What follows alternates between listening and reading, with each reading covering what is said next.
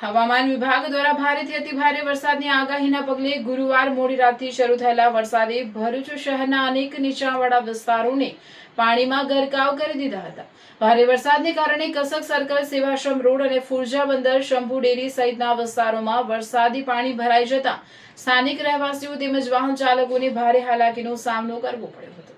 રસ્તા ઉપર પાણી ભરાઈ જતા વાહનોની અવરજવર પ્રભાવિત થઈ હતી. અનેક સ્થળોએ વાહન ચાલકોને ધીમી ગતિએ વાહનો ચલાવવાની ફરજ પડી હતી, જ્યારે કેટલાક વિસ્તારોમાં પાણી ભરાવાને કારણે લોકોને રોજિંદા કામકાજમાં પણ મુશ્કેલીઓનો સામનો કરવો પડ્યો હતો.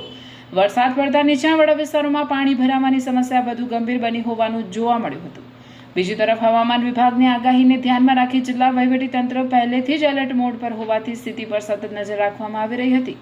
ભરૂચના એસડીએમ મનીષા મનાણી, નગરપાલિકાના ચીફ ઓફિસર હરીશ અગ્રવાલ તેમજ નગરપાલિકાની ટીમ દ્વારા શહેરના વિવિધ પાણી ભરાયેલા વિસ્તારોની સ્થળ મુલાકાત લઈ સ્થિતિનું નિરીક્ષણ કરવામાં આવ્યું હતું.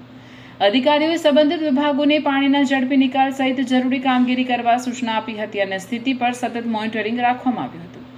જોકે સવારે વરસાદનું જોર ઘટતા અને હાલ વરસાદ બંધ રહેતા પાણી ધીમે ધીમે ઓસરવા લાગ્યા હતા, જેના કારણે સ્થાનિક રહેવાસીઓ અને વાહન ચાલકોએ રાહતનો શ્વાસ લીધો હતો. તેમ છતાં હવામાન વિભાગ દ્વારા આગામી કલાકોમાં પણ ભારે વરસાદની શક્યતા વ્યક્ત કરવામાં આવી હોવાથી તંત્ર સંપૂર્ણ સતર્ક છે અને નાગરિકોને બિનજરૂરી બહાર ન નીકળવા તેમજ નીચાણવાળા વિસ્તારોમાં સાવચેતી રાખવા અપીલ કરવામાં આવી છે.